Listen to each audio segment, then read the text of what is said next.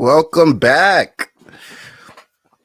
Welcome back. Welcome back. Welcome back again for another episode of One More Round. Again, y'all, I'm your host, Gaff. Sorry about the late start today, but since football ain't starting until 3, basketball ain't starting until 3, I decided to steal the 1 o'clock slot. So you're welcome. If you're bored and chilling till something exciting going on, football, basketball, whatever, you got me for the next 90 minutes to fill that hole. Pause. So I got you. Again, I am Gaff. I'm your host. Jaden in the house. What up, Jaden? Should Armin get another title shot? He might, just if Makhachev goes up in weight, but we'll get into that in a little bit. Let me just do a quick intro real quick. Again, I'm your host, Gav. Scan the QR codes below to become a fan of the channel. Again, scan the QR code on the left for Main Card Minute, where we do the full card watch-alongs on Saturdays and any days that there's MMA, if it's on Friday, if it's on Thursday, whatever it is. And scan the QR code on the right to become a fan of this channel here. One More Round Fights, where you get news on Sunday, simulations on Friday. Sometimes you get a fight companion on Saturday. I'm here. I'm out here. So like and subscribe. Again, follow on social. We're on YouTube. We're on TikTok. We're on Twitch. Well, we're not on TikTok anymore, but we're on Twitch. We're on, X, Instagram, all that. Please hit the follow. If you won money from this channel, and if you listened to any of the picks, you did, because they were all plus monies. Send it in to onemoreroundfights@gmail.com. I want to see what you won. I want to show you off. I want to win with you. Join the winner's circle. We're here making bread. You feel me? More to come in this week's wins. Shout out to our sponsor, W.GG. Use promo code One More Round for 10% off. That is promo code One More Round for 10% off. Whoa. That's why. I'm going to leave that there just in case. But yeah, use promo code One More Round. And let's get into it, y'all. Let's get into it. We had a fat slate on the weekend. Just the fattest slate. Some great wins. Shout out to Marab. Shout out to Islam. Shout out to the boys that made us some bread. Shout out to the girls that made us some bread too. More to come on that. But yeah, topic number 1. Makhachev submits Moicano. Makhachev submits Moicano in round 1. 4 minutes and 5 seconds with a Bravo choke. It's a Bravo choke, not a Darce, but yeah. He does it again. Poirier fell victim to it. Moicano fell victim to it. ATT just can't, they just can't get away from that Bravo choke of Islam Makhachev. Damn. Unfortunate for them. But yeah, Moicano came in. It was a short notice fight, as you guys know. It was supposed to be Arman Tsarukyan in their second fight. Friday happens, the weigh-ins happen. Arman Tsarukyan pulls out of the fight. Guess what? Moicano has the longest lightweight win streak. He's actually on the card, and he made championship weight. So they marched his ass right on in there, and they marched him to his finish because he got finished in the very first round with a Bravo choke by Islam Makhachev. Makhachev made it look easy. Makhachev now has the lightweight title for most defenses, most championships at lightweight. He is our lightweight GOAT in the UFC. Islam Makhachev does what no lightweight has ever done before, and that is defend over and over and over again. Now, Jaden says, what does Arman have with his back? Now, Arman wasn't exactly specific with exactly what was happening with his back. I mean, if you ask Merab Dvalishvili, he should have fought with it because maybe he could have won. But anyways, yeah, Dana White says Arman's not getting the title shot off his recent withdrawal. They just say it's a back injury. They don't say exactly what the injury was. We'll probably get more on that later this week. He'll probably go see a real doctor. You probably only have to see the UFC doctor, and they're like, yeah, if you have this issue with your back, you're not fighting. But yeah, he pulls out with the back injury. Moicano steps in, gets finished early in round 1. Makhachev is our lightweight GOAT.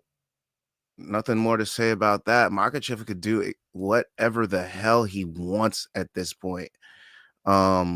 I don't remember if he had a call out after his fight. I don't think he responds to Ilya Topuria's call out, but that's pretty much it. So he's like, he basically welcomes Ilya Topuria up to 55. You want to come get this smoke, come get it. Your boy Volkanovski fucked around and found out you're next. So that would be nice if he stays at lightweight, defends one more time, and then decides to go up. I don't know if he decides to go to welterweight. Depends on what happens with the welterweight strap with Bilal Muhammad and Shavkat Rakhmonov. I don't know if he goes up to middleweight. Depends on what happens with the strap with Dricus Duplessis and Sean Strickland, but I'm pretty sure he can take on either one of those guys. There's so much to do here. I mean, Islam just opened every single door. He blew every single door wide the fuck open with that title defense, especially doing it as quick as he did it. He didn't make it look hard like Khabib did in Brooklyn against Ally Quinta. He made it look easy. He was like, nah, this guy's on short notice. I was training for a title fight. I'm going to take him out quick and let you know I'm the guy. I'm the man. Okay? No ifs, ands, or buts about it. So big respect to Islam Makhachev. Blew the welterweight door open, blew the middleweight door open, blew the lightweight door open. Shit, if he could lose some weight, he blew the featherweight door open. Shit. Do I think Ilya can beat Islam? No. Plain and simple. I'm gonna go no. Now, Ilya, very quick, powerful. He's got long arms for a short guy. That's the thing that helps you at featherweight. If you got those long monkey ass arms like Volkanovski did, you're gonna catch some guys. I mean, Max had those short little T-Rex arms, so he had to use his footwork and his movement to be good at his weight class. But some of these other guys come up with natural abilities like really long arms or really lanky bodies, or and I think Islam just wraps him up, dude. I don't think it's an easy fight, but I do think Islam neutralizes Ilya. I do think he neutralizes him. Is Ilya too small for Islam? I do think he's too small. Islam's big, man. He's a big 55er. Everyone says how heavy he is on top at 55. So imagine what a 45er is going to think when Islam's on top of him. That's a problem. And Islam has really good striking. Now, he doesn't have to use it. That's the scariest part about him. That's the scariest part. He doesn't have to use it at all. He didn't have to use it with Moicano. He was like, I'm going to take your ass down. Fuck this shit. I'm going to take your ass down. And he got that Bravo. And I see a similar thing happen with Topuria, but Topuria will defend the chokes and he'll just end up on his back a lot. Or he'll end up breaking hands against the fence a lot and losing a lot of time on the clock while Makhachev just racks up the points over and over and over again. So Makhachev, with that call out to Topuria at the end, responding to the call out from Topuria at the end, was a classy move to not give any light to anybody in the division because nobody really deserves it right now, if we're being honest, and to respond to anybody that's been talking shit.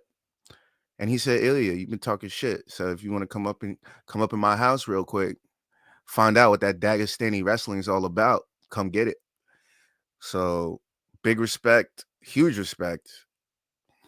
Islam Makhachev made it look easy. And I don't see any. Let's take a look at the rankings. Let's just appease the rankings real quick. If we take a look at the rankings, Dana White already came out as of 4 hours ago saying Arman will not be getting a title shot after pulling out with a back injury. So the only guy left is a rematch with Charles. Gaethje's booked up with Dan Hooker. Poirier is not getting an immediate title shot. Max Holloway just came off a loss to Ilya. Chandler just came off a loss to Charles. Charles is the only man left at 55 with even a shred of, maybe we should throw him in for a title fight. So if they really need a title fight, you could bet your ass Islam Charles 2 is coming. Makhachev Oliveira 2 is coming at at lightweight, if nothing else comes to fruition.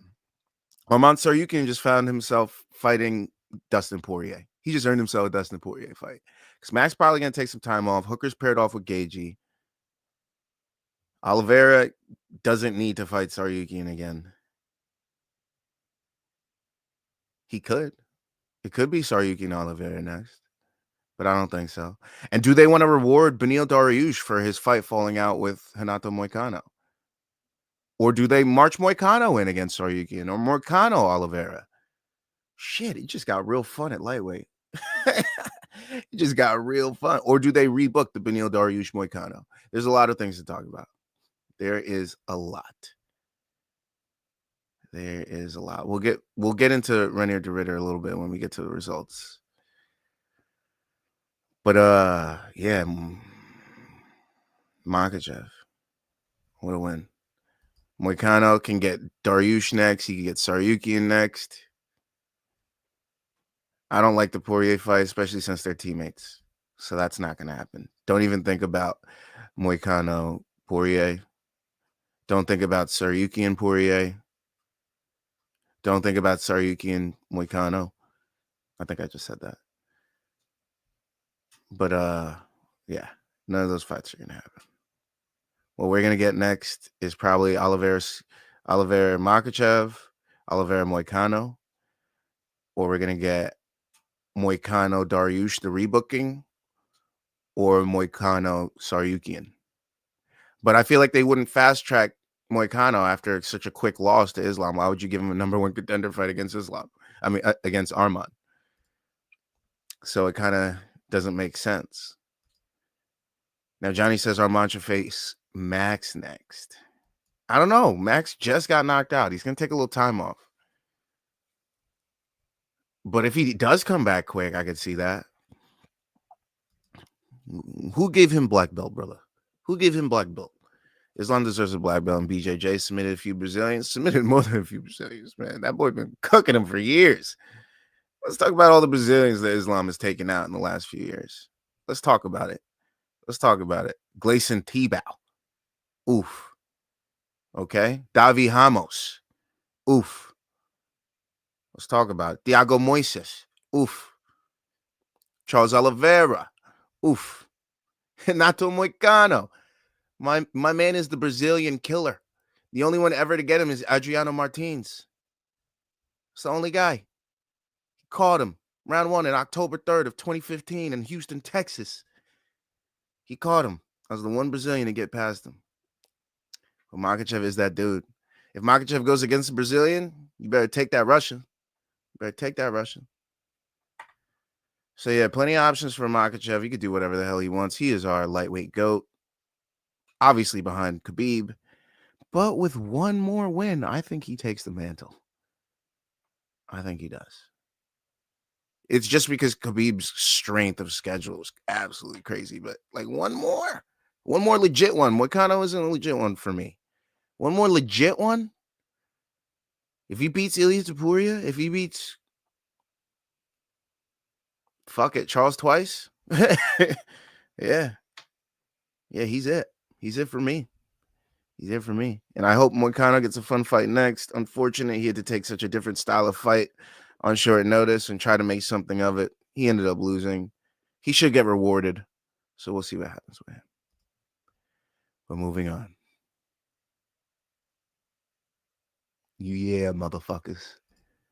Merab Dvalishvili defeats Usman Nurmagomedov by unanimous decision. You're welcome. If you tailed, you're welcome. Simple as that. If you took him by decision and made it even more money than that plus 220, you're welcome. I forgot to. I'm not going to lie. I forgot to. But Merab Dvalishvili defeats Usman Nurmagomedov by unanimous decision. Now, I had it round one, Umar. Round two could have gone either way, but I gave it to Umar. Round 3, 4, 5, Merab Dvalishvili. That motor is unlike anything we've ever seen. Nobody stands up to that motor. Maybe Ricky Simone, but nobody stands up to that motor. Everybody welts under that motor of Merab Dvalishvili. My Lord, that guy puts a pace on everyone. It doesn't matter what style you got. Dagestani, striking, grappling, Olympic wrestler, former UFC champion. He'll take them all out. He doesn't give a fuck. Merab Dvalishvili is that guy. Merab Dvalishvili is your bantamweight champ, and I see him being the champ for a long time. A long time. Now, the one bad style matchup I see for Merab, we'll talk about it a little later. But Merab felt disrespected by Umar this fight, saying that he was running from the fight. Merab don't run from fights. So Umar saying that, he shouldn't have said that. He shouldn't have said it because he put a chip on Merab's shoulder that wouldn't have otherwise been there. He lost himself the fight by saying that because Merab's a nice guy. But you put that motor with some meanness behind it. You saw him winging those punches. Merab was swinging for the fences. That we've never seen Merab throw punches like that. He was throwing to take Umar's head off. He had Umar backing up. So you know if one of those punches landed, Umar was like, oh shit, he's got some heat on that. Merab did everything we expect. Merab, A+ performance for me. Regardless of the fact that he might have lost round 2 and definitely lost round 1, maybe he was figuring him out. He was trying to see what Umar's game plan was.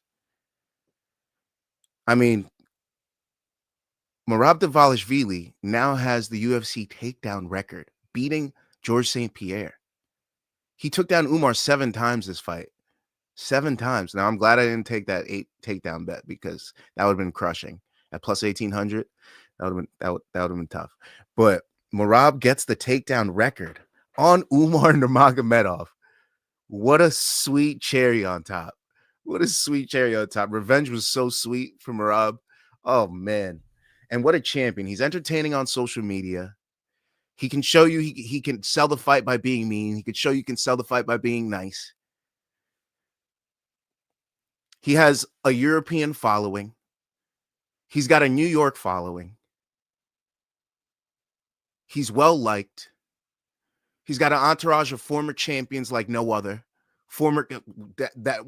This team will go down in history as one of the GOAT teams of all time, without a shadow of a doubt. Look at the champions. Look at the champions. Think about it. Chris Weidman, Aljamain Sterling, Merab Dvalishvili. They have a bunch of up-and-comers coming on the way, too. This team, I mean, in history, top 5 for me. Top 5. Top 5 best teams in MMA history, for sure. Sarah Longo, Weidman Longo, all those guys. Longo everything. Longo's getting coach of the year. Longo's getting coach of the year, especially if Aljo does something at 45 this year. Oh, Longo's getting coach of the year for sure. Well deserved too. He hasn't gotten it yet. Well deserved. I hope he does. I hope he does. Johnny says, I thought Umar was going to win. A lot of people thought Umar was going to win. The books had him at minus 300 plus. Me and Luke, we saw Merab plus 200. Our eyes got like this. We're like plus 200 for the champion. What? Oh yeah, we're hammering that. I just wish I put more money on it. I was going to quadruple down, and then the odds started changing, and shit happens. But still made money. Still made my money. More to come in this week's wins. Still made my money. So I was happy about that. Very happy about that. Merab Dvalishvili building a gorgeous little resume for himself. Gorgeous little resume for himself. Let's talk about it. Let's talk about it. Merab Dvalishvili. Look at this resume, people. Look at this resume. You ready? Are you ready for this? Raufeon Stotts. Brad Katona. John Dodson. Marlon Moraes. Jose Aldo. Peter Yan. Henry Cejudo. Sean O'Malley. And Umar Nurmagomedov. That is one of the greatest win resumes I think I've ever seen. He has a double champ on there. He has 1, 2, 3, 4 former champions on there.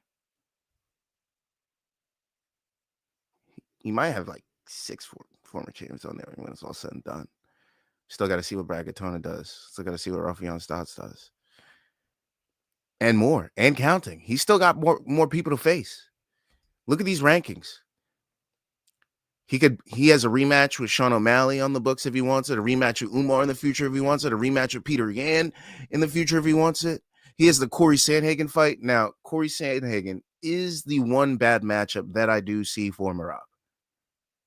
Now, if Merab does get on his back, makes it look like the O'Malley fight, then Merab's going to be a champion for a very, very long time, as long as he wants to.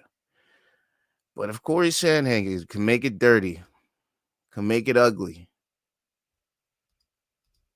it's a bad matchup. Good striker, great jiu-jitsu, crafty, can use his wrestling if he needs to. I mean, he loses unanimously to wrestlers. Oh, I'm tripping. I was looking at Merab's record. I was like, wait, he fought Corey Sandhagen? No, he loses to wrestlers, but yeah, Merab, Corey Sandhagen would be a fantastic fight. All the undefeated feeders lose yesterday. I would like to see Patchy Mix in the UFC. I mean, his girlfriend, possibly fiance, is there. Tatiana Suarez, she fights for the belt next month. She's dating Patchy Mix. She's there. I feel like that would ease the linking of the two, especially if his contract's up.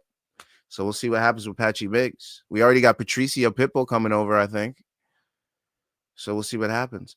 But Merab defeats Umar, wins the bad blood fight, is your champion, has plenty of matchups if he wants them.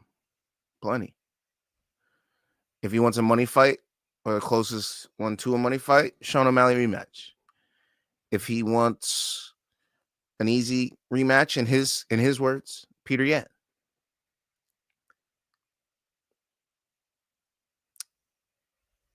That's pretty much it. Davison Figueiredo just lost, right? Didn't he just lose? Who did he lose to? Fuck did Figueiredo lose to? Am I tripping? Did he win? Nah, he lost, right? He lost to Peter Yan. So Peter Yan. So it's either Peter Yan or Sean O'Malley are the two matchups that are left for Merab Dvalishvili at bantamweight. Now, Sean O'Malley said he would come back in March or later, maybe in the summertime if Merab wants to take some time off. But if he wants to take a fight soon, that Peter Yan fight's right there, former champion. He already has him under his belt. He could beat him again. Yan. Yeah, it makes sense. Sean should face Corey next. See, that's a fight. That would be fun. So I say don't let him fight Corey Sandhagen. Do Sean O'Malley, Corey Sandhagen. Let Merab defend against Yan. And then the winners fight each other, and we get fun fights no matter what. It's either a new matchup for Merab or O'Malley wins a fun fight, and then we get a rematch. I mean, yeah. So we'll see what happens. We'll see what happens for Merab. Now, Umar. That was an embarrassing loss, I'm not going to lie.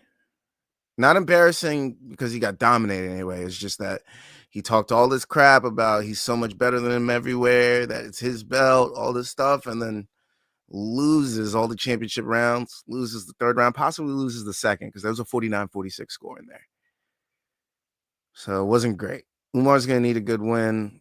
He doesn't want to face Sandhagen again because he beat him. If Yang gets the title shot, I bet he wants the O'Malley fight, but I bet O'Malley doesn't want to fight Umar if he has hopes of getting back to the title. Does he take a Figueiredo fight? Nurmagomedov Figueiredo? Cejudo's booked up against Yadong. Cheeto's out there. I don't know what Umar does. I bet the type of guy that Umar is, he wants to get right back in there, though. So I feel like a Cheeto fight's coming. I feel like Umar versus Marlon Cheeto Vera could be next. That feels about right. And if not, then the Figueiredo fight's lying there in wait too. So plenty of options for both those guys. But Merab is your bantamweight champion. He remains. If you doubted him, you done fucked up. Just saying. The judges need to get their eyes checked. No, I don't think 49-46 was terrible. I don't think 49-46 was terrible. The reason being because that second round was very close, and it could have gone either way. And if they gave it to Merab, then it would have been rounds 2, 3, 4, 5 were all Merab. But that's the only reason I could have seen a 49-46. That is the only reason. Because round 1 was absolutely worst round. So that's the one thing that 49-46 could make sense. Umar could face the winner of Song versus Henry. I like that too. I bet Henry wants to test his style of wrestling against that Dagestani style if he wins. And Song Yadong isn't afraid of nobody. So that'll be a fun fight too. So I'm excited to see what happens. But we got to move on. Let's get to the rest of the UFC 311 results. You feel me? Let's talk about it. Why do I keep saying that today? Let's talk about it. All right.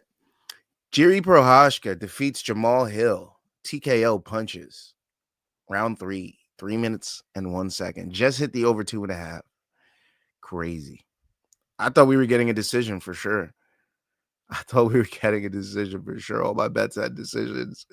We were so close. We were so damn close, man. But he got us. He got us good. Jiri looking fantastic in the fight. Pushing Jamal Hill back. Yo, Jamal Hill kept coming in with the knee pads. Big unk energy. That's all I'm saying. Once I seen that, I was like, oh, if I seen Jamal Hill on the walkout come out in the knee pads earlier, or if I seen him in the back training with knee pads, I would have ran to the books and bet Jiri Prochazka easily. I don't care how far, 2 miles, 3 miles, 4 miles. If I'm in Vegas or wherever I'm at, I'm running to the books to place my bet. I have to make it there in time because the knee pads were a dead giveaway for me. I was like, Jamal, you tore your ACL in a basketball game and you came out with 2 knee pads. You've taken a lot of time off and you came out in 2 knee pads. You're not a grappler and you came out in 2 knee pads. Dead giveaway, bro. You came into the fight injured. Easy peasy lemon squeezy. Easy as that. Easiest thing I ever seen in my life. I was like, what? Knee pads? I was like, yo, Lou, go bet Jiri now. Bet Jiri TKO now. And that's why my Jiri TKO bet went in. Honestly. I wish I put the timestamp on it, but I'm pretty sure I put it in right before the fight started. I was like, oh, wait, hold up. I was going to have Jiri decision, but he came out in the knee pads. Oh, he's hurt. He might get finished. And that's what happened. Jiri Prochazka lands a big left straight, then a right hook right on the face of Jamal Hill, drops him, takes him down to the mat. Lands some more blows. Jamal Hill crawls to his knees, tries to get away. Jiri puts him back down, starts landing shots. Ref steps in. Jiri Prochazka defeats Jamal Hill by TKO punches. It was a fun fight. Jiri has a fun fight coming for him next. That guy is never in a boring fight. Never in your life will you see Jiri Prochazka in a boring fight. Now we have Magomed Ankalaev taking on Alex Behayan next. Jiri could wait for that. He beat Rakic. He beat Hill. He's just got to chill. I didn't mean for that to rhyme, but it did. Jan Blachowicz is around. Carlos Ulberg is on the way up. But we have our title fight next. Jiri just got to wait for it. Will he get his third crack at Alex? Will he get his first crack at Ankalaev? I don't know. Jamal Hill, I think we set him up with a Jan Blachowicz and Alexander Rakic or Carlos Ulberg, one of those types of fights. That's what we do with him. It's the only things that really make sense for me. This was the best defensive performance from Jiri. I agree. Now, at first, it was a little shaky because he was doing his move his head towards the punches shit, which I hate to see him do. But in the end, yeah, he was looking great. Great footwork. He was getting out of the range. A lot of Jamal Hill's punches were landing on his shoulders. So, yeah, great defensive performance from Jiri. Yuri hoping Ankalaev defeats Alex. He better be. A third fight's going to be hard to sell, especially when you got knocked out twice and in the same round early. Round 2. Who am I picking between Yin and Carlos? I got to go with Carlos. I got to go with youth. I mean, Yin's getting old. It was even a surprise for him to get the title in the first place. So for him to get back to it, I don't see it. I don't see it. Hill can fight Roundtree. You listen to me. If the Jamal Hill that we saw on Saturday fights Khalil Roundtree, he's going to sleep. He's not just getting TKO'd. He's going to sleep. Khalil Roundtree is a mean motherfucker in there. Okay? Jiri is a spiritual martial artist. So when he lands with full power on force, he's like trying to make it look beautiful and all this martial artist shit. Khalil Roundtree's imparting violence. Bloody, painful violence. And if you come in with 2 knee pads against that guy, if you don't think he's going to hammer the shit out of you with his Thai style and leg kicks until it's a leg kick TKO like he's fucking Chris Gutierrez, it's going to be a problem for Jamal Hill. He does not want the Roundtree fight, especially after Roundtree just took a beating like that. He's got that killer in him now. Now he's like, ooh, violence. He got a taste for violence. He wants it again. So I would not want that fight for Jamal Hill. I really wouldn't. Oldberg, maybe. But Roundtree for Hill is a bad fight for him. I ain't going to lie to you. Especially with those knee pads. Terrible. Terrible fight for him. Moving on. UFC 311. Jailton Almeida, TKO Sergey Spivak. If you watched the UFC units, CP units, that's what we had. Jailton Almeida, TKO, baby. Cash it. Now, I had it in a parlay. I don't think I took it as a straight, so that was upsetting.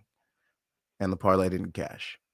So even more upsetting. But that was round 1, 4 minutes and 53 seconds. There's literally 7 seconds left in the round, but Sergey Spivak already had nothing left. Jailton Almeida was just sitting on top of him, landing blows. Referee had to step in. Jailton Almeida gets a big win at heavyweight. And then at middleweight, going back to Jaden's comment from earlier, what do you think of Reinier de Ridder? Reinier de Ridder made Kevin Holland look like Kevin Holland. A terrible fighter on the ground. Kevin Holland, that Travis Lutter black belt,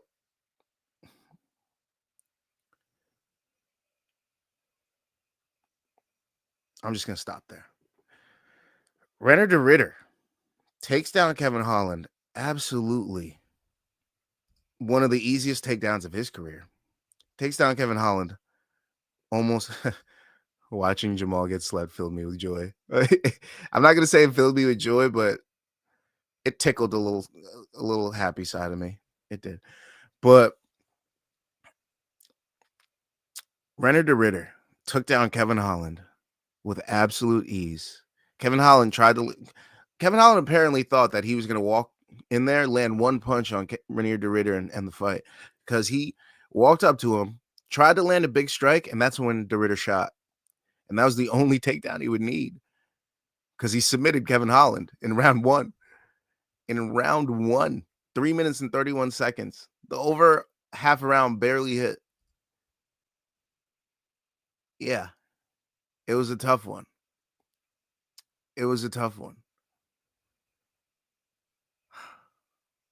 We had Kevin Holland in the parlay. We also had Jamal Hill in the parlay.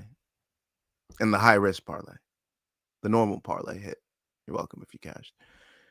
But it's a tough one to watch. Kevin Holland just doing the same thing that Kevin Holland always does. He gets taken down, gets submitted. Now, we already said before the fight that he always loses in patterns of 2s. He always loses 2 fights in a row. Derek Brunson and Marvin Vettori. Hamzat Himaev, then Stephen Wonderboy Thompson. Jack Della Maddalena and Michael Page. And now Roman Dolidze and Reinier de Ridder. So Kevin Holland's next fight should be a win. So if you're brave and you want to bet Kevin Holland next fight, take it, because he's probably going to win. He probably needs money too, because that's two fights he only got half his purse. He's going to come back and get a win next time. So look out for that for Kevin Holland. But Reinier de Ridder, proving he's the real deal coming over from one championship. He's the real deal. Now, Kevin Holland before the fight saying he's not that big, he's not that tall. And in hindsight, he was talking to himself, trying to convince himself that this guy isn't as big as he is and all that, because he knew that this guy was about to take his lunch money. And he did. Now, big wins over Mearshart and Holland, both being submissions, an arm triangle and a rear naked. Round 3 over Mearshart, round 1 over Holland. De Ridder's kind of legit at middleweight now. I say we give him someone ranked. I say we give him Michelle Pajeda. I say we give him Jack Hermanson. See who's the better grappler there. That'll be fun. I'd love to see that. Jack Hermanson, Renner de Ridder sounds like an actual perfect fight. You know what? Don't entertain anything else. That's the fight I want next. Renner de Ridder, Jack Hermanson. Now, as for Kevin Holland, he could bounce between welterweight or middleweight, but I don't want to see him against anyone ranked. I want to see him in a fun, striking fight next. Stop giving him a grappler. I want to see him against, I don't know, Santiago Ponzinibbio. Did they fight already? I feel like they did. I feel like they did, actually. I feel like that fight did happen. Oh, did it not? Yes, it did. And he knocked him out in April of 2023. Okay. We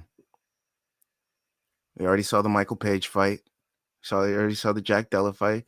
Not a lot for him at welterweight that I'd like to see, to be honest. Whoever wins with Michael Page and Shara Bullet, I'd love to see Kevin Holland face them. Yeah, let's do that. Whoever wins in Shara Bullet and Page, or as long as it's not Page. You know what? Let's just see Kevin Holland versus Shara Bullet next. Win or lose. I don't care what happens. Kevin Holland versus Nick Diaz. I don't want to see Nick Diaz versus Kevin Holland. I don't want to see that. I want to see Nick Diaz versus someone his age. I want to see Nick Diaz versus like a Jim Miller or like a, I don't know, Michael Chiesa or someone like that. Neil Magny, Nick Diaz, something like that. I don't want to see Nick Diaz against a killer like Kevin Holland, unfortunately. But moving down, we had the prelims. And Raoni Barcelos, we were talking about it, and it happened. Raoni Barcelos defeats Peyton Talbot, unanimous decision. Peyton Talbot knocked off the prospect list. Now, he's still bright future ahead of him, but he's got to work on that wrestling and that fight IQ. There are certain things he did towards the end of the fight he didn't have to do, and he lost the fight because of it. But Peyton Talbot loses to Raoni Barcelos. I wish I sprinkled some money on a single. I had him in a parlay, and the parlay died, unfortunately. Peyton Talbot also being seen in a Frank Ocean clip. Interesting. Blonded posted Peyton Talbot in his kitchen cooking food. That was interesting to see. I have thoughts. Thoughts I won't leave here. But yeah, Peyton Talbot loses. He was a minus 1,200 favorite, one of the biggest favorites in UFC history. And he lost. Seems about right. Said it and I'll say it again. These biggest favorites on the card, don't throw them in your parlays. They tend to lose. Always look at the biggest fight on the books. Take the underdog. It'll probably work out for you. I'm not going to lie. It will probably work out for you. And it worked out for Barcelos. It didn't work out for Moicano, but that was a short notice fight. So calm down. But isn't it crazy that a champion facing a top 10 opponent was less of a difference than two up-and-comers? Wild to see. Azamat Bekaev defeats Zachary Reese, KO punches, round 1, 3 minutes and 4 seconds. We have a new guy at middleweight. Maybe him versus Kevin Holland. They fought on the same card. I'd kind of like to see that fight next, but I feel like Bekov just takes him down and submits him. He has 8 submission wins, so maybe not. But Azamat Bekov, big win over Zachary Reese. Light heavyweight, Bogdan Guskov beats Billy Elikana, submission guillotine choke, 3 minutes and 33 seconds of round 2. Bogdan getting Billy Elikana on a short notice. He was supposed to be taking on Johnny Walker. Johnny Walker pulls out of the fight. Billy Elikana uses his wrestling and jiu-jitsu in round 1, takes Guskov's back for almost the entirety of round 1. Guskov gets wise to his game plan in round 2, beats him up against the fence. Billy Elikana refuses to get TKO'd, takes a knee and just blocks punches like this on the floor. I'm like, ref, step the fuck in there so my TKO bet can cash. I mean, wait, what? Yeah, step in there so my TKO bet can cash. And then he grabs his neck and submits him with a guillotine. That's so upsetting. So upsetting. So yeah, Guskov gets the submission win. Nobody had that. It was probably like plus 1,800 on the books. Grant Dawson defeats Carlos Diego Ferreira. Unanimous decision, 30-27 across the board.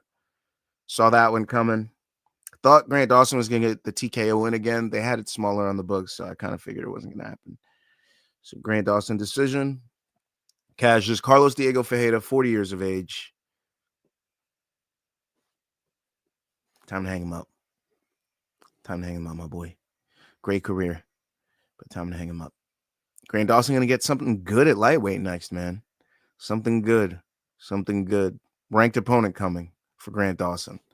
What should we do with Grant Dawson? At lightweight, we need some new blood. We need some new blood for Islam. We do. So there's Jalen Turner, Joel Alvarez, Benoit Saint Denis, Rafael Fiziev. Plenty of options for Grant Dawson to break into the lightweight. So we'll see what happens with that. We'll see what happens with that. Other on the card, the early prelims, Ailin Perez defeats Carol Rosa, unanimous decision. More to come on that. Muin Gafarov defeats Rinya Nakamura, unanimous decision, 30-27 across the board. Bernardo Sopaj defeats Ricky Tercios, 30-27, 30-27, 29-28. That was a goat shed guy, Sopaj. So glad to see goat shed come out on top with 2 wins, Perez and Sopaj. And then at flyweight, Tagiru Lambakov defeats Clayton Carpenter, unanimous decision, 30-27, 30-27, 29-28.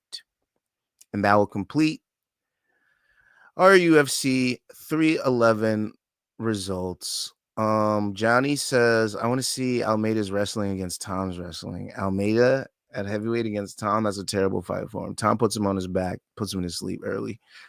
I don't think Almeida has the striking to even attempt a takedown on Tom. Again, Almeida only got to the ground because Sergey Spivak took him down. Sergey Spivak had the lone takedown of the fight. There might have been one from Almeida later. Felt like more of a mat return, though. But, yeah, the reason they were on the ground is because Sergey Spivak took Almeida down. So I think Tom has that fight pretty easy. That's it for the UFC 311 results. Now, you guys have missed it. I've been away for some time with these, but your boy's back. That's right. We have our fighter spotlight of the week. And guess what? It's somebody you wouldn't think I would cover, but I'm going to cover. Ailin Luciana Perez, otherwise known fight nickname as Fiona. Now, I don't know if that's Fiona from Show with the Gallaghers or I don't know. But Ailin Perez trains at a goat shed. She's been active as a fighter since 2018. Now, goat shed in Miami, Florida, but she is from Zarate, Argentina. Now, she moved to Buenos Aires, Argentina later in life. We'll get into that. But Ailin Perez, 30 years of age, born October 5th, 1994. She's 5'5". She's at bantamweight, has a 66-inch reach, 12-2, 4 KOs, 2 subs. All right. Now, Perez started martial arts at the age of 11 in Zarate, but at the age of 20, she decided to move to Buenos Aires to do some BJJ, some Brazilian Jiu-Jitsu. She wanted to do that to get more into MMA. She wanted to become an MMA fighter, find a better life for her son. So she turned pro in 2018. 2018, Ailin Perez turns pro. Now, earlier in her career, she starts fighting for this promotion called Samurai Fight House. Okay. Now, Samurai Fight House, Ailin Perez does a little good for herself. Okay. Now, her first 4 fights, first 4 fights were in Liga Sudamericana, where she took on Noemi Galarza, wins unanimous decision. Collision Fight Ultimate 10, where she took on Laura Ribeiro. She wins her second fight by rear naked choke. Fiora Cardozo, she beats her by retirement, TKO, also in Collision Fight Series at the 12th event. And then she fights at Natal Fighting Championships 19, where she takes on Gaze Yasmin, wins unanimous decision. So she has a TKO win, a submission win, and 2 decision wins under her belt. She decides to take her talents to Samurai Fight House. She wins her first fight there by TKO against Alessandra Tainara. Okay, she gets a head kick, round 1. This is August of 2021. She's feeling herself. She's looking good. She won the inaugural women's bantamweight championship with that head kick. All right, so now she's got a real promising career. She's really thinking she's about to do something. Now she takes on Tamiris Vidal, defending her bantamweight championship. This is in Brazil. Okay, and guess what happens? She lost November 2021. She applies an illegal knee. Vidal unable to continue. She loses the fight. She loses her belt. Terrible loss for her. Okay. She comes back in the same promotion at the 3rd event. She fought at the 1st event, loses her belt at the 2nd event, fights at the 3rd event against Ramona Aguirre. Wins the fight by TKO punches. This is February 12th of 2022. This is the first round she beats her in. And then follows that by winning her belt back in Samurai Fight House at the 4th event over Stephanie Bragirak. I butchered that. Whatever. Corner stoppage. Made that girl quit. So you can see this style of hers making these girls quit all throughout her career, from beginning up until this fight, where she beat Stephanie in May of 2022, the 22nd of May in 2022. And that solidifies her as a contender to go to the UFC, where she signs her fight with the UFC.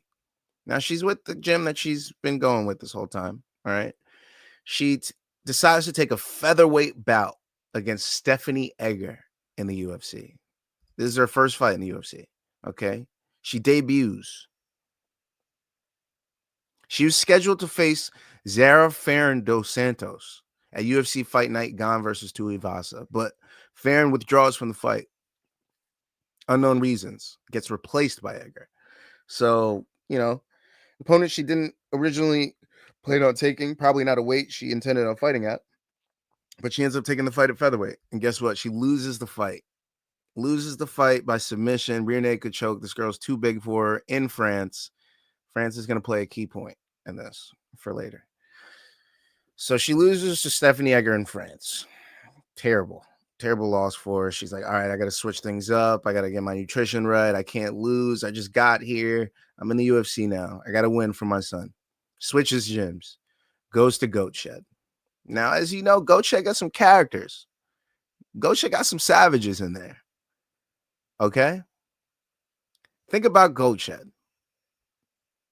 Just think about it. Think about all the killers they got in there. Headed by coach and karate combat leader Azim Zaidi. All right? You guys might know him as Dana Brown, President Awesome.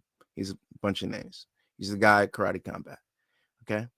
You might have seen him in Ailin Perez's corner as she fought multiple times in the UFC, but last seen against Carol Hosa.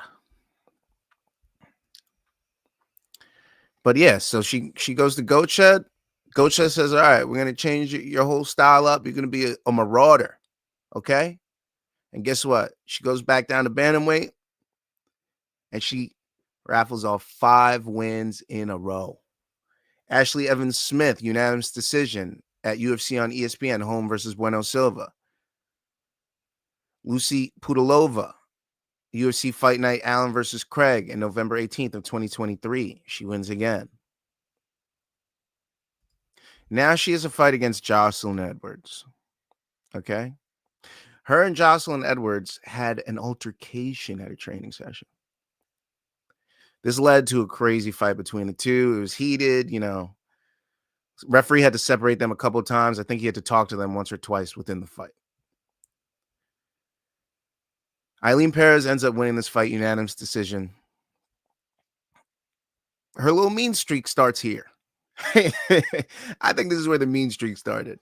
Okay. She was already, pushing these girls into the mat, doing little dances in the octagon, stuff like that. People were starting to catch on to it, right? By this Jocelyn Edwards fight. Then she takes on Daria Zelenyakova in Paris, France. Back to that Paris, France thing that I was talking about. Okay.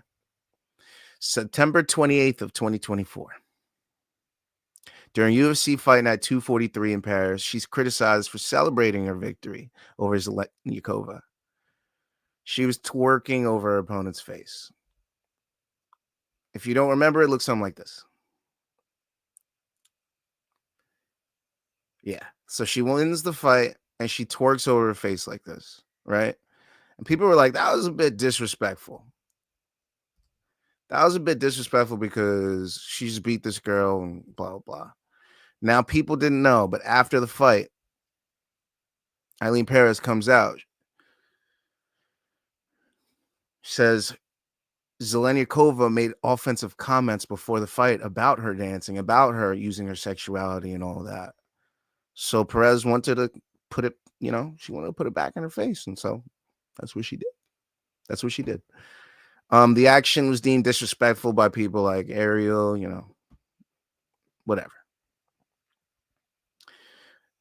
The incident also had repercussions in France. Yeah, she was suspended in France for these actions. So I don't know when she's allowed to fight back in France, but at least she's 1-1 there. She's 1-1 in France. So, at least she avenged that loss back then. And she got a finish to boot. So she avenged her finish. And guess what? It was a rear naked from Stephanie Egger. She gets an arm triangle on Daria Zelenyakova. It was a catch weight. Perez did miss weight for that bout. So it also did. That was another reason why there was so much beef in that fight. But, whatever. And then after that fight, she gets this fight. Carol Hosa. And she's a plus 220 dog, guys. Plus 220 dog. And then pulls off this performance. Ailin Perez takes her down in round 1, keeps her there, beats her up on the ground, lands elbows, lands strikes. And then after that, takes her down in round 2 and repeats that performance. She's up 2 rounds. Big dog on the card. And then she beats Carol Hosa by unanimous decision. Okay? How can you beat that? How can you beat that? She's built a nice little career for herself. 29-28, 29-28, 30-27, something. She won the 3rd round, something. 2 judges thought she lost the 3rd round. Doesn't matter because she goes home with the win at women's bantamweight. She beat Carol Rosa. Okay? Carol Rosa's been in there with Panny Kianzad, Irene Aldana, Yana Santos, Norma Dumont, Lena Landsberg, Betch Colhea, multiple title challengers, Sarah McMahon, and Ailin Perez beat her. Ailin Perez should be looked at as one of these rising stars in the women's bantamweight division. She's got to have a good fight coming to her next. So, yeah, That's why she deserved this fighter spotlight. Ailin Perez with a fantastic win. Can't wait to see what she does next at bantamweight. Her style is fun. She has a great personality on social media. Ailin Perez is going to be a problem at women's bantamweight in the UFC. And that's why she was my fighter spotlight of the week. Shout out to Ailin Perez. And that's it for my UFC coverage this week. We got to move on. But I got some more MMA coming. Because guess what? We got the GFL Draft coming this week. Don't worry. Me and Luke are going to cover it. Catch us later this week on the main card minute. Let me put up QR code. Scan the QR code on the left for main card minute. Scan the QR code on the right for one more round fights. Don't forget to follow on social. You already know what's good. But yeah, so the GFL Draft is coming this week. Now, for you guys that don't know what the GFL Draft is, the GFL Draft is the Global Fight League Draft. The Global Fight League,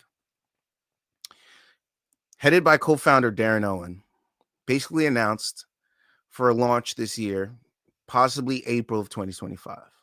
Now, the draft is on January 24th of 2025. That'll be this coming week. The concept of the Global Fight League is a team-based mixed martial arts forefront. Okay? Now, the reason that the GFL came together is that they want to give more money to the fighters, essentially. So they have a 50% event-specific revenue share model that ensures that the athletes benefit from the league's success. So the structure prioritizes fighters' financial security and professional well-being over everything else. Now, as you know, the UFC's share is not even close to that. I believe it's more of like a 85-15, something like that. So yeah, so this is going to be revolutionary. I don't know if it'll work, but it's going to be revolutionary, and I'm excited to see how it plays out. Now, the GFL will feature 6 teams from 6 cities competing in a league format that includes the playoffs. Okay, so it's kind of similar to a PFL situation. Okay, now the coaches and managers for the 6 teams will be as follows. These are the 6 areas: Dubai, London, Los Angeles, Miami, New York, and Sao Paulo, Brazil. Okay, so Dubai, they have former UFC heavyweight champion Cain Velasquez. He will be a manager, and AKA's Javier Mendez will be the coach. For London, Luke Barnett will be the manager. He's a 6-fight UFC veteran, for those who don't know. While Manchester top team's Carl Prince will be the coach. Los Angeles, Hall of Famer Vanderlei Silva will be the manager, and Rafael Cordero will be the coach. Rafael Cordero last being seen as the boxing coach for Mike Tyson in his fight against Jake Paul. In Miami, the American top team duo of Thiago Alves, he will be the manager, and Conan Silveira, he will be the coach for Miami.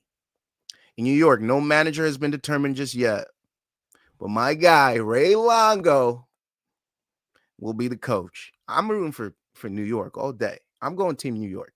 You already know how I roll. And Sao Paulo will be Lyoto Machida as the manager and Andre Pederneiras as the coach for Brazil. So those are our 6 teams. Now, there's been a few confirmed fighters. The confirmed fighters being Renan Barão, Todd Duffy, Douglas Lima, Chad Mendes, Yoel Romero, Mauricio Shogun Rua, and Ovince St. Preux. Now, those are definite confirmed fighters for the draft. Now, here are the rumored fighters for the draft. I'm going to show you guys a visual. We got Tyron Woodley, Fabricio Verdum, Anthony Pettis, Junior Dos Santos, Hector Lombard, Luke Rockhold, Abubakar Nurmagomedov, Vanderlei Silva. Didn't they just say he's a coach? Alexander Gustafsson, Thiago Santos, Andre Arlovski, Lucas Martins, Gabriel Souza Galindo, Kevin Lee, Frank Mir, Charles Oza, Alir Latifi, Benson Henderson, Gegard Mousasi, Ushmar Parlays, Francisco Trinaldo, Greg Hardy, Rafael Carvalho, Lance Palmer, former PFL champion, Bubba Jenkins, Robelis de Spagna, Marcus Monkey Man Perez, Andre Soccer Mom Sukumtat, Pedro Carvalho, Jimmy Rivera, John McDessie, Will Brooks, and Andre Harrison. Plenty of names in the GFL draft. This is going to be super exciting. I'm excited to see where people land. I'm excited to see who's in the draft, who makes the cuts, who gets drafted. I can't wait to see it. I don't know if you guys can't wait to see it, but I mean, you should be excited. We have a new MMA promotion that could fill a huge void. A lot of time where we don't have MMA, they could fill all those spaces, the spaces where we don't have PFL, the spaces we don't have Bellator, the spaces we don't have ONE or the UFC. I'm mad excited for this, and you should be too. I don't care if it fails or not. We got something new to watch. So I'm excited for the GFL draft. I can't wait to see what happens with it. We'll be covering it this week. Don't forget to follow, like, subscribe, all that. But yeah, other news and promotions up and coming and making things happen. Zuffa Boxing. Zuffa Boxing. Now, why am I talking about Zuffa Boxing? Why am I talking about Zuffa Boxing? Well, I want to talk theories because we've been hearing more and more about this Conor McGregor versus Logan Paul fight. Now, I want to talk about where this started and where this could possibly end. Or I want to put this to bed because there's been too much talk about it. And I just want to put a pin in this. Okay. Now, this all started with a tweet and a talk from Conor McGregor saying, I'm in preliminary agreements with the Ambani family to face Logan Paul in a boxing exhibition in India. I have agreed. I will then seek my return to the octagon. So he's saying that he will take a boxing fight against Logan Paul, which will be an exhibition. And then from there, he will return to the octagon in the UFC to take an MMA fight. Now, Paul, who's a YouTuber, appeared in 4 exhibition boxing fights. A draw and a defeat to KSI, a draw with Floyd Money Mayweather, and a win against Dylan Dennis. He's more known for being a WWE guy, though. He finally became a champ this past year. He won the U.S. Championship. Oh, yeah. Well, 2 years ago. He won the U.S. Championship in November of 2023. Okay. Now, McGregor has only boxed once, also against Floyd Money Mayweather. He lost in a 10th round TKO defeat. Now, that was a real boxing match. Logan Paul against Floyd Mayweather was an exhibition boxing match. Okay. Now, as we know, Conor's been in a civil dispute in Dublin, sexual assault, all that, hotel room, December 2018, all that. Okay. So, not looking great for him at the moment. So maybe trying to get some heat off him by taking a boxing fighter, doing some other stuff. Now, we all know Zuffa Boxing has been around for a very long time. Not as an actual established entity, but as an idea by Dana White saying he always wanted to get into boxing, right? Now, it was a theoretical boxing promotion by Dana, who is the CEO of the UFC. He first teased the idea in 2017, and it is now 2015, 8 years later, and we've still yet to see anything about it. The promotion never took off, right? But last year, Dana finally gave some light to it. He finally said that he was ready to pursue boxing again, and he believed that now was the time, right? Dana said that. Himself said that. And then Conor comes out and says this Ambani family, Paul stuff, India boxing. Now, immediately in my head, I'm like, Zuffa Boxing, Conor McGregor, trying to bring it back again since that Floyd fight. He fought Floyd, you fought Floyd, perfect opponent. This all made perfect sense to me, right? So I'm like, oh my God, this is going to happen. Especially with Conor wanting to come back to competition, maybe not right into MMA after taking like 2-3 years off. It makes sense. Everything makes sense. But guess what? Shit ain't gonna happen. You know why? Because Dana White hopped on Part of My Take recently. And they asked him. They asked him about Conor coming back to fight Logan Paul. And Dana White just said no. One word answer. He said no. Emphatic with it. He said no. Yeah. He doesn't sound enthusiastic about it. He does not. Now, he said Conor would eventually return to the UFC, and he's hoping for a fall return for Conor. Now, that could just mean, I mean, maybe he said no there. But I feel like if he really was trying to make this happen, he'd say, I don't know. Like, he maybe danced around it, but he said no. Conor's coming back to MMA. So maybe Conor comes back to MMA and then does the boxing thing. I don't know. I could really see this fight happening. But for now, this is put to bed. This fight will not be happening. If Dana White goes on a national TV show like Part of My Take and says it's not going to happen, it's not going to happen. So no, I don't think Zuffa Boxing comes out and does anything this year. And if they do something this year, it's probably going to be very late. I'm talking December when nothing else is happening and they want to add something to the slate. Hey, maybe that's what the UFC will start doing. That whole December to January period where they don't do anything. Imagine if Zuffa Boxing had one event every year at the end of the year doing that. Wouldn't that be something fun?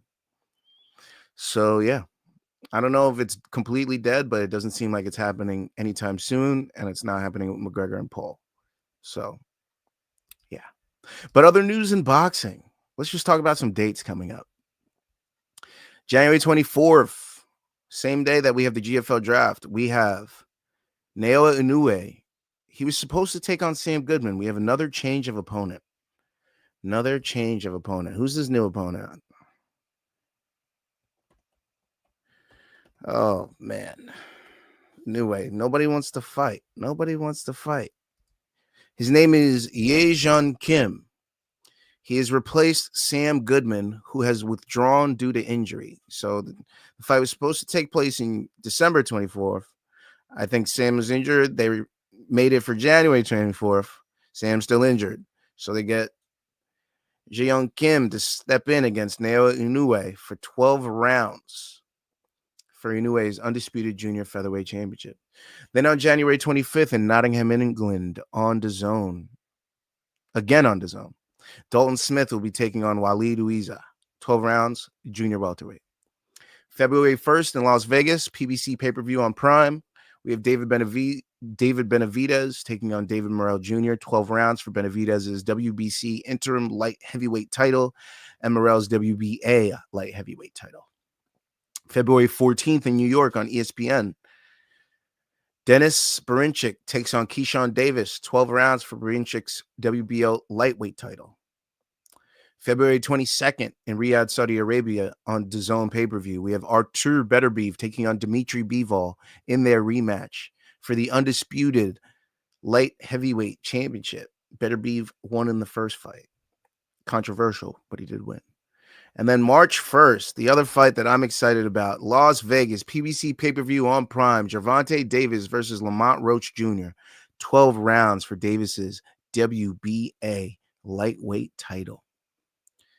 And that's it. That's the other news in boxing. That's what we're doing right now. Now we're nearing the end of the show. Don't worry. We're not gonna bleed into boxing. So don't worry, stick around for us. We just got a couple things left. And it's time for my favorite segment of the week, baby. That's right. It's time for this week's wins. What this week's wins? It's this week's wins, bitch. Let's go. I gave you guys picks last week. I did. And if you tailed them, good on you. You got more money in your pocket and you love me. But if you didn't tail, I bet your ass you're going to be tailing next week. You're going to be following. You're going to be looking at the Instagram posts and the YouTube posts next week. Yes, sir. We had a one more round parlay that we gave out. Y'all. Yeah, hold on. Before I let me do my thing. Hold on. Let me airdrop something. There it is. All right. Give me a second here. Let me get right. Hey, stop it. Stupid ass. Here we go. Let me get right. Okay. So, first of all, we already know I got love for the goat shed, right? So, you know, a goat shed parlay had to go in. Goat shed parlay was going in no matter what. And guess what? It cashed. It cashed super easy. Let's go, baby. Renato Sopaj, points. Ailin Perez, money line. I wish I put more on it. Honestly, I wish I put 25 on it. That would have been nice to bring back 150. But hey, shit happens. Shit happens, you know? But Sopaj decision, Ailin Perez, we cash it. You already know. Told you Ailin Perez would get the win. Sopaj, I didn't realize came from the same gym until later in the week. Then I added him. It was a no-brainer for me. So yeah, easy win. I also gave you guys a Grant Dawson win. Easy money, right? I said TKO, ended points. I took them both. And guess what? Points cashed. Threw a little money on each. A little 20 piece to bring back a little 50 piece. Something light, something easy. Something, I was building my way. I was early on the card. Keep in mind, it's early on the card, okay? Then we started taking some hellacious L's. But it was okay because we had other fights in the parlays, We had other fights in the parlays, so it was all good. We took some L's down the road. We get down to the heavyweights, right? Luke, shout out to Luke. Shout out to Long Island Luke, Long Island Luke, the main card minute. He told me to take the Spivak one takedown, and so I did. And it cashed. Plus 350. I was like, what? He's going to get one? He's a grappler. What the hell? I didn't think he get one. Now they had Almeida's way too high. They had him at like 2.5, 3 takedowns. That didn't even hit. But they had him at 1 for plus 300. Bet your ass I'm taking that. Bet your ass. Okay? So Spivak, cash on that. And then I had Jamal Hill in the parlay. I had Kevin Holland in the parlay. Those didn't work out. Okay? But I had to take my man Yuri. And if I thought Yuri's going to win, it was going to be TKO. Now, I had the decision in the CP units parlay. But I still cashed on some Yuri. 25, bringing back 150 on the apps. Almost 150 on the apps. Something light. Something nice. Thank you, Yuri Pohashka. You're the man. Shout out to the real boys that made me some bread. Shout out to the breadwinners. Shout out to the believers. Shout out to Ray Longo and the Sarah Longo gym, the Wyman Longo gym. Shout out to Long Island. Because my boy Marab brought back bread, baby. Yes, sir. Marab Dvalishvili, $50 at plus 220, bringing back 160 on FanDuel, bringing back 165 on DraftKings, bringing back hella bread. Thank you, Marab Dvalishvili. Always go with my Kings. Always go with Aljo. Always go with Marab. Always go with a Longo fighter. We have to. All I know is being loyal. All I know is sticking with the gang. That's what we did. We brought back bread. And then, if you know, you know. If you were part of it, then you know. If you got this parlay before time ran out, let's say. For the losers that missed out, then good on you. Good on you. Because I gave this parlay to the people. I gave this one more round parlay to the people. Okay? It was plus 250. Ulanbekov, Guskov, Dawson, Beklev. And that was the easiest cash of your lives. Easiest cash of your lives. Never were you worried. Oh, Guskov, you might have been worried for a little bit. But you were never worried a single second about any of the other 3 fights. Just Guskov gave us a little scare at the beginning. But that plus 250 cash, baby. That plus 250 cash. You're welcome. You're welcome. Now let's see how I did with that. Now, as you know, if you were watching the stream with me and Luke, we were live, and I made a decision to cash out my DraftKings one, which I shouldn't have done, but I did it. I wanted to play it a little safe. So I missed out on a little bit of money. I missed out on $150 here because it would have brought back $350. But it's okay. It's okay. I cashed out right before the Bekov fight, as you can see here. 100, bring back 200 is basically a plus 100 bet. I'm all right with that. I'm okay with that. You know why? Do you know why? Because we butt fucked FanDuel. Yes, sir. Yes, sir. Let's go. Full 100. We gave him a boost too. I said, give me that fucking money, FanDuel. Give me your bread. Give that shit to me. Let's go. Ulanbekov, Dawson, Gustav Bekov. 400 off a $100 bet. Easy money. Yeah, it was a nice money weekend for one more round and the main card minute. Yes, sir. We was cashing. Big wins all around. It was a momentous occasion. You should have seen the stream. If you haven't already, go check it out. Again, if you want to make some money, follow either of our streams. We got the socials for you. Scan that QR code below. Every week, we drop you picks if there's fights. You might as well take them, get yourself some bread. Feel me? Don't forget to follow on social. This is what we do. We sit around, we watch fights, and we make money on them. All right? And that's why this was another great episode of this week's wins. Thanks again for watching. Again, I want to see you guys win. So if you do have some wins, send them in.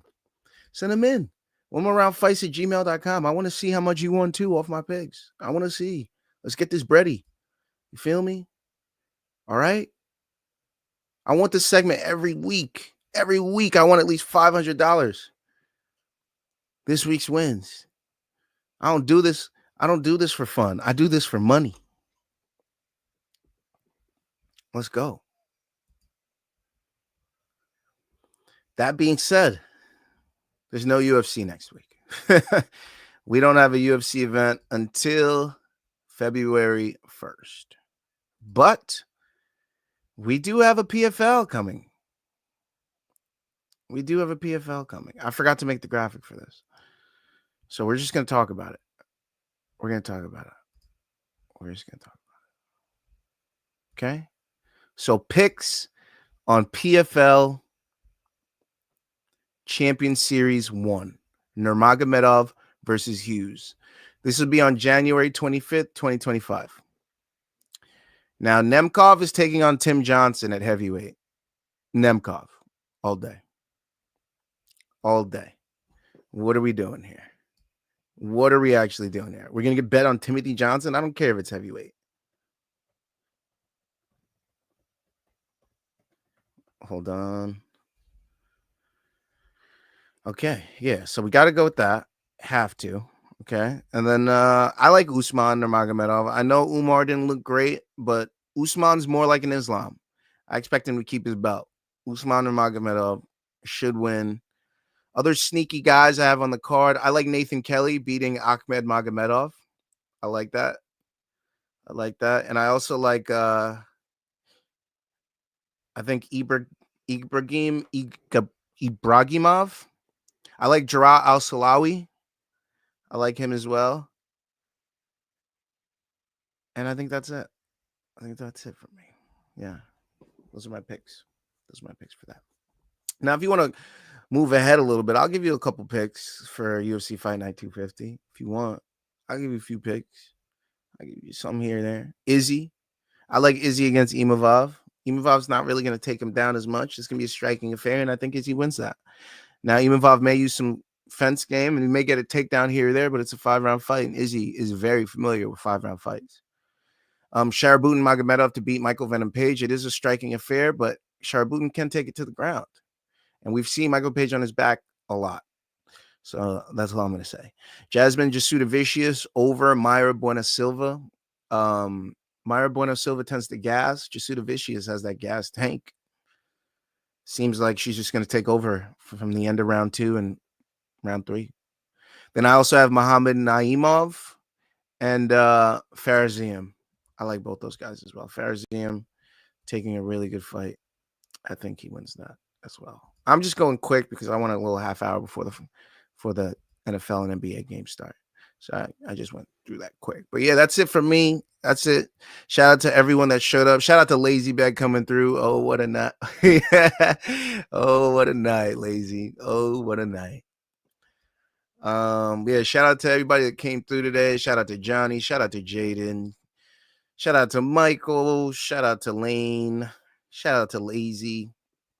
Shout out to Luke. Shout out to the boys. Shout out to Dakota, who's trying to call me right now. I got to call her back. But yeah, that's it for me this week. I will be back next week. Catch us this week doing coverage of the GFL Draft. Besides that, I'm chilling, man. I'm cooling, you know? Your sponsors, hit us up. I'm trying to get this. I'm trying to make shit happen. Hit us up. Hit us up. W knows what's good. Shout out to W.GG. Use promo code one more round. You know? It's your loss. Whatever. Don't forget to follow on social. Scan the QR code for main card minute. One more round fights. You already know. Don't forget to follow on social, Twitch, TikTok, Instagram, X, YouTube, all that. Don't forget to send your wins to one more round fights at gmail.com. I want to see what you guys win. And again, I'm your host. I'm Gaff. I'm the dude that is out here on Sunday. He's giving you MMA and boxing news, all that. So show me some love. Don't forget to like and subscribe. And that's it.